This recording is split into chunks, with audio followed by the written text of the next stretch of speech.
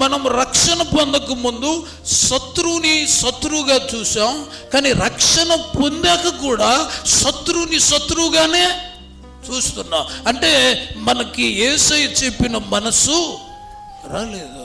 రక్షణ పొందక ముందు శత్రువుగా చూసావు, రక్షణ పొందిన తర్వాత నీ శత్రువుని ప్రేమించాలి. మీ అత్త నీకు శత్రువు అనుకో, ఆవిడనే ప్రేమించాలి. మీ కోడలు నీకు శత్రువు అనుకో, ఆవిడనే ప్రేమించాలి. మీ మాంగారు నీకు శత్రువు అనుకో, అతన్నే నువ్వు ప్రేమించాలి. మీ పక్కింటోళ్ళు నీకు శత్రువు అనుకో, వాళ్ళని ప్రేమించాలి. సాధ్యం అంటారా? ఇది సాధ్యం అంటారా? నీకు వ్యతిరేకంగా ఉన్నవాడిని ప్రేమించగలవా నువ్వు? ఒకవేళ ప్రేమించగలిగావంటే యేసుక్రీస్తు మనస్సు నీకు వచ్చినట్టే. దేవుడికి స్తోత్రాలు.